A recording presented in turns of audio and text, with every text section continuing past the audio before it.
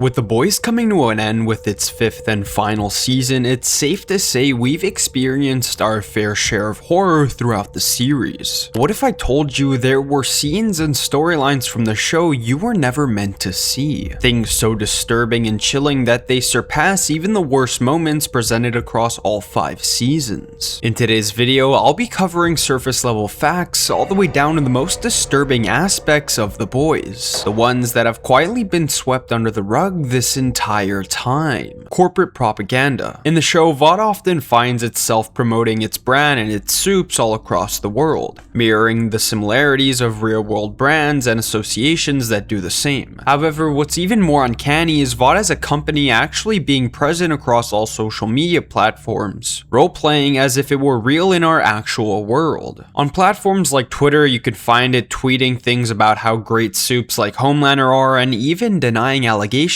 like it has in the original show. The propaganda often finds itself being a commentary on modern day political drama, and tends to blur the line between fiction and reality. However, it's truly something we haven't seen before to this extent when it comes to promoting a show, and has probably confused some people who know nothing about it when popping up on their feed. Now, although it's not really an eerie subject, it's still something that parallels the current state of our society, and it also parodies the crappy propaganda many still fall for to this day. Uncounted Dead. This refers to the disturbing concept of how many people have truly died from soup destruction. Now, keep in mind the show has only shown us so much, and it's hard to exactly pinpoint the actual amount of casualties that have occurred as a result of Compound V being created. Events such as the plane crash in season 1 where Homelander was unable to save all the passengers is something that leaves you questioning just how many times he or another soup has done so to retain a perfect public image or avoid things that could potentially kill them. After all, superheroes in this universe are extremely selfish and at the end of the day fend for themselves. The only reason why they save people in the first place is for public attention most of the time, except for a select few good-hearted ones like Starlight. As well, Gen V introduced us to the experiments Vought has done on babies, which can propose a solid theory that many, and I mean many, have died from either experimental compounds Vought was trying, or grotesque superpowers that resulted in the babies being put down. Either way, despite the show running for 4 seasons and having a spin-off, we've only seen the top of the iceberg when it comes to the casualties Supes and Vought have caused. And I think it's safe to assume the worst when it comes to deciding just how many people have had to suffer for this company to rise to the top. Vought Experiments. Throughout the show, we have seen many disturbing sides to the Vought International company. Now, you may think the disgusting powers one may get from Compound V is the worst of the worst when it comes to their experiments, but what if I told you it gets much deeper than you may have ever thought? The Woods, for starters, was featured in the spin-off series Gen V, which depicted Vought operating under a secret underground facility at Godolphin University, where young potential soups were imprisoned and subjected to brutal physical and psychological experiments to control and weaponize their powers. Then there's the Dachau concentration camp experiments, which revolved around the company's origins, that trace back to Frederick Vought, a Nazi scientist who started his research and human experimentation at the Dachau concentration camp during World War II, in order to develop the initial Compound V serum. In the show, we have yet to see the entire extent of these experiments, but based on what you may have learned from World War II, assume it to be 100 times worse. And possibly the most disturbing of them all is the infant injections. The standard practice of Vought is to inject infants and young children with Compound V, often without the parents' full knowledge or informed consent, to ensure the highest survival rate and integration of the serum, essentially creating soups from birth. This is highly eerie because the children or infants have no choice but to have this life-changing drug injected in their body, changing them biochemically forever. And although some may think this would be for the better, with them literally being superior human beings, we've seen time and time again just how messed up the powers one receives can be, with it being permanent for the rest of their life. As well, not to mention the absolute disasters that can happen with a child developing their powers uncontrollably. purposefully, similar to Moreau and her brutally killing her parents by accident. Human branding. This is a pretty obvious one, but it refers to the idea of Vought literally enslaving their supes. Although you'd think supes would have all the power and would not be able to be pushed around, Vought has specifically been able to control them by creating their need for public approval. I mean, from birth, these children and infants are literally tattooed and labeled by Vought, except in this universe, it's done by completely altering their biological structure. From then on, these people are essentially Vought property, and the parents are only given an illusion that this is their child, when in reality, Vought will sneak around legal edges to ensure they own the individual entirely for their own desires. Every last one of the supes have been embedded into a system that keeps track of where they live, what they are doing, and what they are going to do, in case Vought needs to recruit them or possibly send them far, far away if they are imposing negative press towards their company. It's odd to think about and even sends a shiver down your spine when you realize these humans are enslaved from the day they were born into something they didn't even get to choose for. Supe Blackmail. Throughout the show, we've seen various instances of blackmail being used as a way to control supes when they begin to fall out of line. This is done by Vought most of the time as a measure of insurance in case they decide to go rogue or overpower human CEOs who realistically wouldn't be able to do anything if they fought back. However, this has notoriously been a part of the boys' tactic in attempting to defeat Vought and supes like Homelander, when barely any of them have the powers to do so, except for maybe now when considering Butcher's new crazy abilities. Regardless, getting dirt on supes is the key to fighting against them because, as we know, public approval is all they care about at the end of the day. But where this topic gets even darker is what happens when the supes stop caring about the public's perspective. What unravels if they don't abide by the humans and instead unite together? These are all questions that will be addressed in the next season of The Boys and really sends chills down your spine when examining the consequences of this outlook. On top of that, it mirrors certain real-world situations that I'm sure I don't even have to mention, with blackmail being used to manipulate powerful figures and create narratives that defy what they truly want to do. Disposal of supes. Now in season 2 and in the spin-off Gen V, we have seen the different facilities Vought has created for supes they want to wipe off the grid, or to put simply, make them disappear. This is often done to retain their picture-perfect public image, which tends to be threatened a lot with all the different things that could go wrong with supes. Ex-members of the Seven like Lamplighter were completely wiped off the grid from the public image and instead sent to a superhero prison, which also contained a variety of rogue and disobedient supes. Most of the time, these are teenagers or young adults who reject Vaught's values and rebel against them as a result of them being given powers without their specific consent. Now, the conditions of these imprisoned supes are arguably worse than normal jail conditions, with them being heavily restricted in terms of where they can go, since breaking out is more than easy for them. As well, in order to be detained, we've been at places such as Almira in Gen V, where they use shock collars specially designed to weaken supes and temporarily stop their powers. This allows them to take whoever they want for however long they want them, with no one, not even their parents, having a say if they can leave. Knew about Homelander. This refers to the idea that Vought knew all along what they were creating when it came to developing what we now know as Homelander. In Gen V Season 2, the main plotline was uncovering Project Odessa and why Marie was so heavily tied to it. However, this would soon unravel another disturbing revelation surrounding Homelander's origins, and why he was always destined to have the most powerful abilities from the get-go. Project Odessa was basically an initiative that took various infants from their parents without their consent. Project Odessa was basically an initiative that took various infants from their parents with their consent. Now, where this comes different to how Compound V is typically given to children is that this was a highly experimental process that revolved around creating the most powerful supes possible by specifically trying to isolate certain variables and such. Although I'm not too familiar with the science behind it, it's disturbingly revealed that many of the babies died upon receiving the experimental compound, but 2 of them notoriously survived: Marie Moreau and, to many's surprise, Homelander. Besides this kind of making them cousins, it reveals that Homelander wasn't just some luck of the draw that received the best superpowers and that Vought later recruited. He was literally a part of it all from the very day he was born, which explains why we've seen flashbacks of him when he was a baby at a research facility. All along, Vought knew they created a being so powerful and threatening, which explains the reason why they imposed so many mind-tricking manipulation tactics on him in order to control him.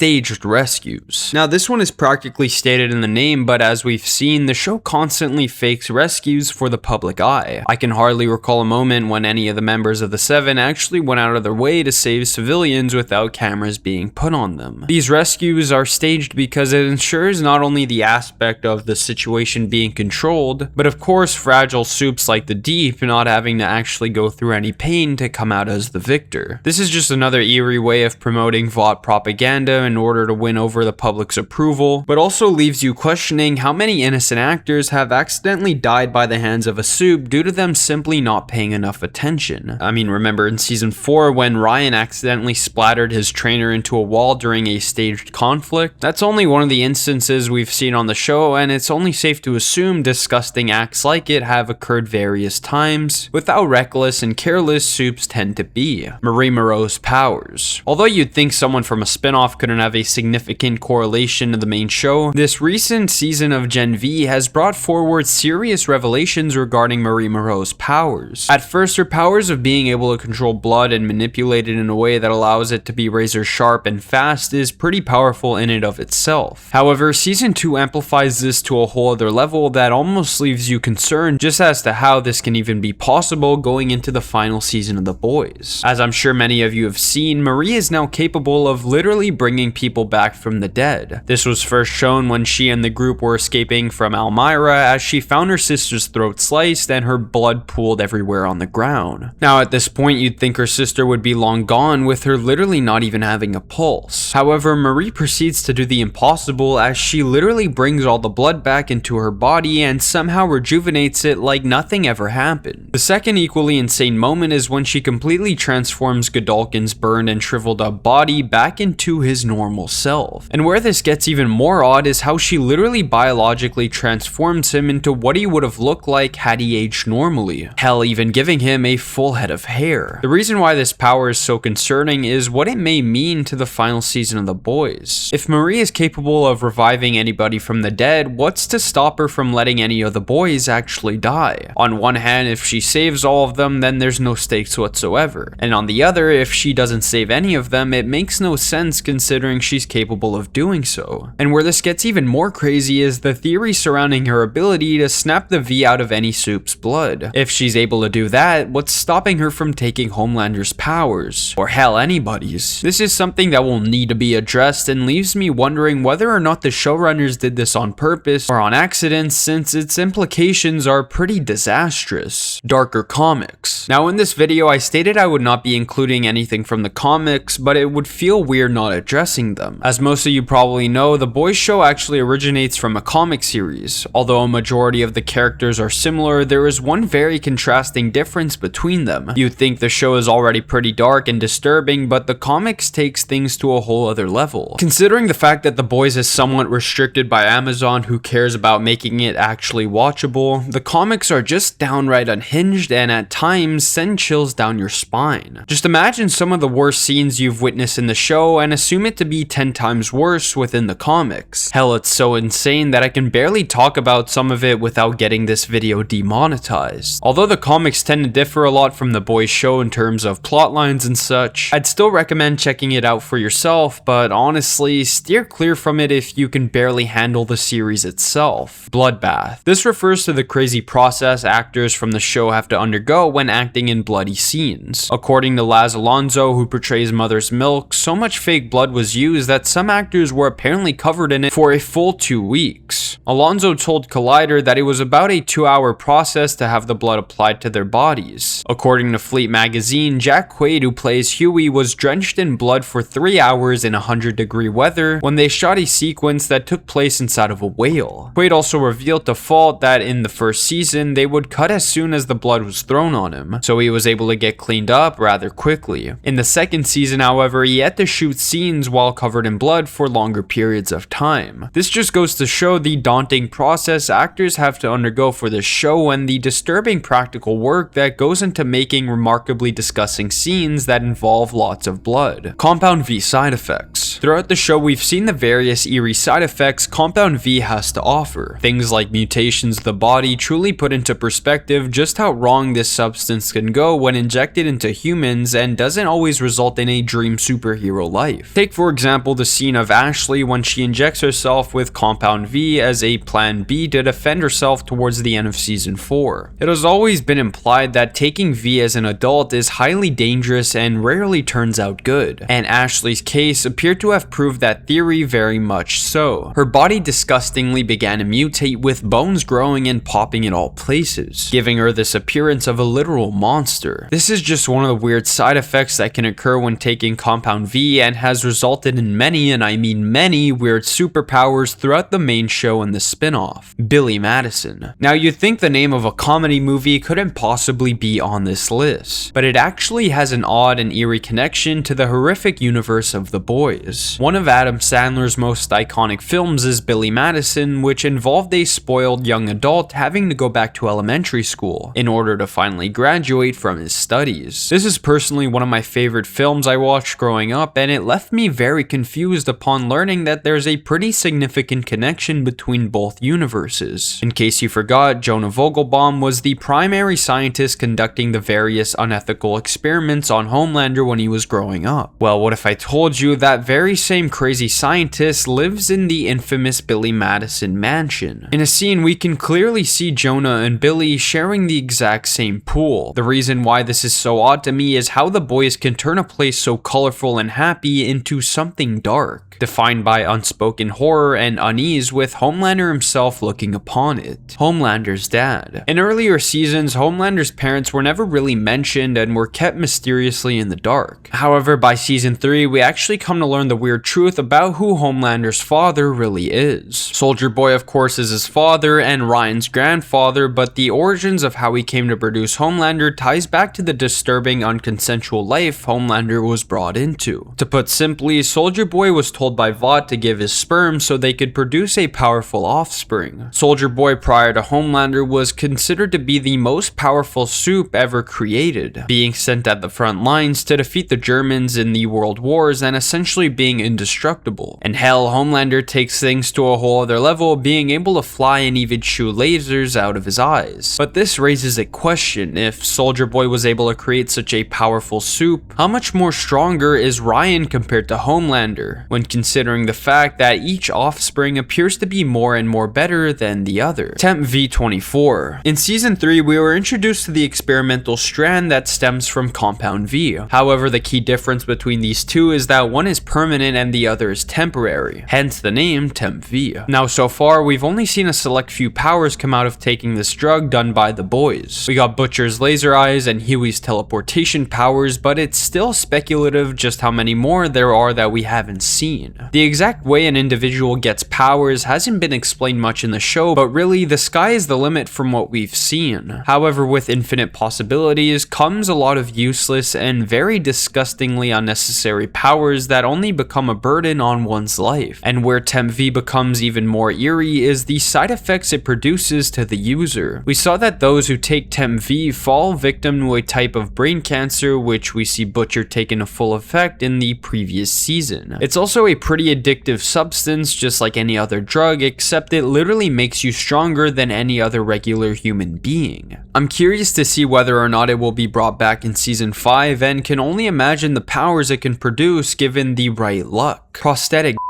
Now you may be thinking, what in the actual hell does this even mean, but give me a chance to explain. Some of you may remember the opening of season 3 that involved, let's just say, a disgusting sausage scene. Now you'd think this would be all CGI, but what if I told you it was actually fully practical? That's right, the entire shaft was built from the ground up and done entirely practical besides a few added CGI special effects. Showrunner Eric Kripke explained, even though it was very much sweetened by the effects, that is a practical Kripke said that is an 11-foot high, 20-foot long head that has a a tunnel in it, and was built at great expense. We got Sony and Amazon to pay so much money to build this set, and it's just another reason why I love my job. This just goes to show the passion that embeds this show and why its realism can make you feel things you couldn't possibly think when looking at a screen. Black Noir deleted scene. In season 3, we saw the original Black Noir die at the hands of Homelander, with him getting punched brutally in the guts in honestly one of the most creepy ways we've ever seen in the entire show. But there's actually a deleted scene from season 4 that directly acknowledges his death in ways that are more disturbing than I can even describe. The scene begins with Homelander distraught by all the backstabbing that has occurred as a result of A-Train and others going behind his back, and with him all alone is the new Black Noir. At first their interaction is fairly normal, but as Homelander begins to break down more and more, he approaches Noir in an extremely similar fashion to the same way he approached him when he killed him in season 3. Before going for the hug, he even balls his fist up and starts tapping him in the exact same spot where he ripped out the other's guts before taking a step back and hugging him. This is obviously a shout out to how the previous Black Noir died, and is a scene they should have kept in my opinion because of how eerie it is and the past trauma that surrounds it. Hughie gets touched. As some of you may have noticed in season 4, we got one of the most disgusting scenes to have ever aired on The Boys show. The scene in which I'm talking about, of course, is when Hughie was brutally assaulted in Tech Knight's dungeon. Now, unlike any other instances in The Boys, this moment just felt extremely odd and unnecessary, on top of it feeling very realistic. The scene was so bad that it caused a lot of drama online, with people being genuinely disturbed by what they had witnessed. Even I can recall more uncomfort than I'm willing to experience when watching a show like The Boys. One Redditor in particular explained the sheer disgust they experienced from the episode. It genuinely makes me sick. Apparently it's okay to make one of the most up traumatic things to happen to any of the main characters in the show in an attempt at humor entirely because Hughie is a man. And assault against males is already horrifically underreported and ignored. And then something like this episode comes along, which shows just how disgustingly acceptable it is in society to brush off and if the victim is a man. Keep in mind that this is just one of the many responses that were made toward the episode, and established that the show went a little too far, especially considering the character who was involved. Antony Starr is Homelander IRL. Now, there have been many instances of Antony Starr having, let's just say, crash outs over the years, and to be fair, many of these are minor and not really that crazy. However, many people have taken these situations of drama out of context and have gone as far to say Antony Starr is actually just like Homelander in real life, and that he's not acting when he plays the character. Erin Moriarty, who plays Starlight in the hit Amazon Prime series, admitted that scenes involving Homelander can be difficult, if only because the character was an intimidating presence to be around. Drama surrounding Starr mainly come from his altercation in Spain that resulted in him being arrested and going to jail for the night. According to Deadline, Starr got into a physical altercation while filming the entitled action thriller King Arthur by director Guy Ritchie. The man Starr fought, 21-year-old Bethuel Araujo, alleged that Starr was extremely drunk and confrontational at a bar in Alicante, Spain. So much so that he was physically bumping into people and pushing them. Now honestly, from all the clips I've seen online, Antony Starr seems like an extremely chill guy, and it's safe to assume that he just had one too many drinks. As well, there's always two sides to a story that could possibly explain why he acted the way he did. Erin Moriarty also fought for Antony Starr's name by explaining how he is on set when filming intense scenes. You have to be able to shake it off at the end of the day. Moriarty said it might take a second, but it definitely helps that Antony, in addition to being professionally present as a human being, is so unlike Homelander and so kind and so funny. So I think it's safe to say that Starr is actually a good dude who got himself caught up in the wrong place at the wrong time. Still, it tends to be weird when considering just how good of an actor he is when playing Homelander, and can sometimes make you question whether you're watching an actor act or a real person. Homelander's milk. Possibly one of the most weird iconic things to have come out of Homelander's character is his obsession for milk. This was revealed early on when he was seen weirdly downing